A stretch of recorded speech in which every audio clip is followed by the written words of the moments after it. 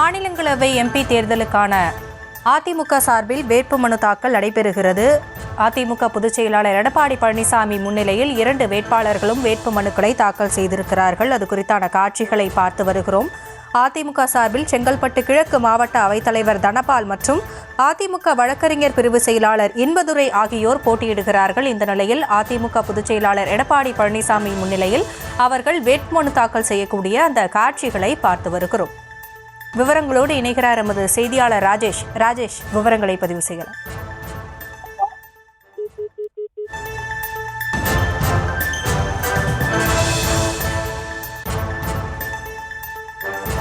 மாநிலங்களவையில் 6 எம்பிக்களுக்கான பதவிக்காலம் ஜூலை 24ஆம் தேதியுடன் முடிவடைகிறது. இந்த நிலையில் ஜூன் 19ஆம் தேதி மாநிலங்களவை தேர்தல் நடைபெறவிருக்கக்கூடிய சூழலில் முன்னதாக திமுக வேட்பாளர்கள் முதலமைச்சர் முன்னிலையில் வேட்புமனுக்களை தாக்கல் செய்தார்கள். இந்த நிலையில் அதிமுக பொதுச் செயலாளர் எடப்பாடி பழனிசாமி முன்னிலையில் அதிமுக மாநிலங்களவை தேர்தல் வேட்பாளர்கள் தங்களுடைய வேட்புமனுவை தாக்கல் செய்திருக்கிறார்கள். தனபால் மற்றும் இன்பதுரை ஆகியோர் எடப்பாடி பழனிசாமி முன்னிலையில் தன்னுடைய வேட்புமனுவை தாக்கல் செய்திருக்கிறார்கள். தலைமைச் செயலகத்தில் அந்த காட்சிகளை பார்த்து வருகிறோம்.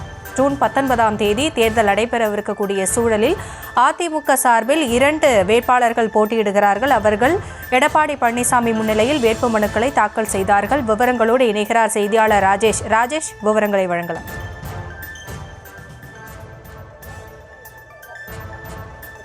வணக்கம். தற்போது அதிமுக சார்பில் ராஜ்யசபா வேட்பாளர்கள் தற்போது வேட்புமனு தாக்கல் செய்யக்கூடிய அந்த காட்சிகளை பார்த்துக் கொண்டிருக்கிறோம்.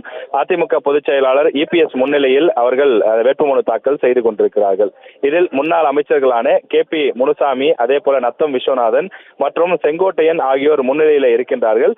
முதலாவதாக இன்பதுரை, அதிமுகவினுடைய வழக்கறிஞர் பிரிவை சேர்ந்தவர் இன்பதுரை, அவர் முன்னதாக இந்த வேட்புமனுவை தாக்கல் செய்கிறார். அவரை தொடர்ந்து அடுத்ததாக வரக்கூடிய தனபால் அவரும் வேட்புமனு தாக்கல் செய்கின்றார். இன்பதுரை முதற்கட்டமாக அவர் செலுத்த வேண்டிய பணம், அதாவது வேட்புமனு தாக்கல் செய்ய வேண்டுமானால் அதற்கு உரிய தொகை செலுத்த வேண்டியிருக்கின்றது. எனவே அந்த 10,000 ரூபாய் அந்த பணம் செலுத்த வேண்டும். எனவே அந்த டெபாசிட் தொகையை செலுத்தக்கூடிய அந்த காட்சியை பார்க்கின்றோம். அதே போல அதிமுக சார்பில் ஆவணங்கள் வழங்கப்படுகின்றது. அந்த ஆவணங்கள் சரியாக இருக்கின்றதா என்பதை தேர்தலை நடத்தக்கூடிய அந்த அதிகாரிகள், அவர்கள் சட்டப்பேரவையை சேர்ந்தவர்கள், தற்போது அவர்கள் தான் அந்த தேர்தலை நடத்துகிறார்கள் என்பதால் அந்த தேர்தல் சம்பந்தப்பட்ட ஆவணங்கள் சரியாக இருக்கின்றதா, அதிமுக சார்பில் இவர்கள் வேட்பாளராக நிறுத்தப்படும் நிலையில அதிமுகவின் சார்பில் அங்கீகரிக்கப்பட்ட கடிதம் கொடுக்க வேண்டும். அதே போல அதிமுகவினுடைய சட்டமன்ற உறுப்பினர்கள் அவர்கள் தலா 10 பேர் முன்மொழிந்து கையொப்பம் இட வேண்டும். எனவே அவர்கள் அனைவரும் சரியாக கையொப்பம் இட்டிருக்கிறார்களா, அவர்களுடைய பெயர் மற்றும் அவர்களுக்கான அந்த எண் போன்றவை எல்லாம் இருக்கும், அதெல்லாம் சரியாக இருக்கிறதா என்பதை சரிபார்த்து அவர் தற்போது வேட்புமனு உறுதிமொழி ஏற்று அந்த வேட்புமனு தாக்கல் செய்யக்கூடிய அந்த காட்சியை நாம் பார்த்துக் கொண்டிருக்கிறோம்.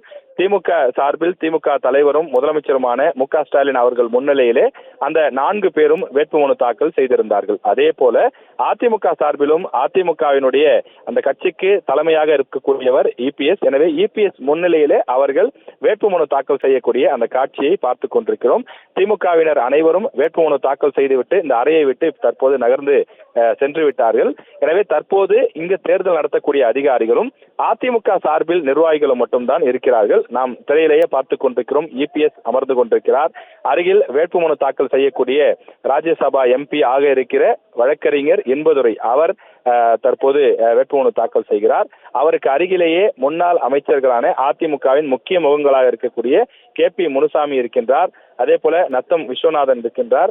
அவரை தொடர்ந்து ஒரு சர்ப்ரைஸ் என்பது போல செங்கோட்டையன் அவர்கள் இருக்கின்றார். ஏன் அப்படி சொல்கிறோம் என்றால், செங்கோட்டையன் பொறுத்தவரையிலே அதிமுகவிற்கு தொடர்ந்து இணைந்து செயல்படாமல் அவர் இருந்து வந்தார். குறிப்பாக இபிஎஸ்க்கும் அவருக்கும் ஒரு பனிப்போர் என்றெல்லாம் சொல்லப்பட்டு வந்த நிலையில இதன் பாஜக அதிமுக கூட்டணி ஒப்பந்தம் ஏற்பட்ட பிறகு தொடர்ந்து அவர் இபிஎஸ் நடத்தக்கூடிய கூட்டங்களில் பங்கேற்று வருகின்றார். தொடர்ந்து அதிமுக அலுவலகங்கள் வந்து செல்வது உள்ளிட்ட உடன்படிக்கை ஏற்பட்டிருக்கின்றது. எனவே 3 முக்கிய தலைவர்களில் ஒருவராக செங்கோட்டையனும் வரவழைக்கப்பட்டிருக்கிறார். இன்னும் சொல்ல போனால் அதிமுகவில் இருக்கக்கூடிய மிக மிக மூத்த தலைவர்களில் ஒருவர் என்றால் அது செங்கோட்டையன்.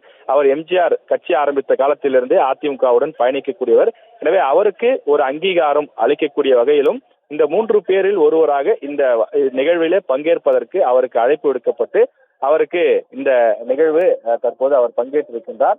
அதிமுக சார்பில் 2 பேர் ராஜ்யசபா உறுப்பினர்களாக தேர்வு செய்யப்பட இருக்கின்றார்கள்.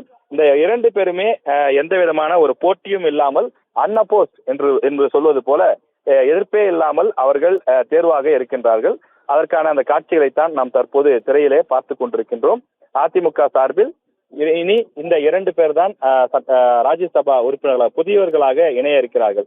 அதிமுகவை பொறுத்தவரையிலே ஏற்கனவே 3 பேர் இருக்கின்றார்கள். ஒன்று சி.வி. சண்முகம், அதற்கு முன்னதாக தம்பிதுரை இருக்கின்றார், அதே போல தர்மர் இருக்கின்றார். தர்மரை பொறுத்தவரையிலே அவர் ஓபிஎஸ் அணியாக கருதப்படுகின்றார்.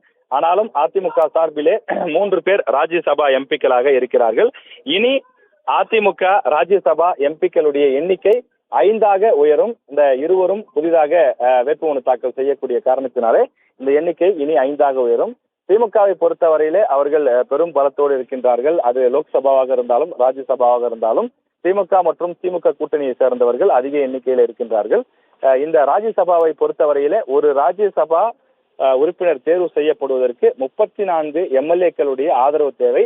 அதற்கு முன்னதாக மனு தாக்கல் செய்யப்படும் போதே 10 பேருடைய அந்த சம்மதம் தேவை. அந்த 10 பேர் தான் முன்மொழிவார்கள். எனவே 34 பேர் சேர்ந்துதான் தேர்வு செய்வார்கள். தற்போது அதிமுகவிற்கு 2 ராஜ்யசபா உறுப்பினர்கள் கிடைக்க இருக்கிறார்கள். விரிவான விவரங்களுக்கு நன்றி ராஜேஷ்.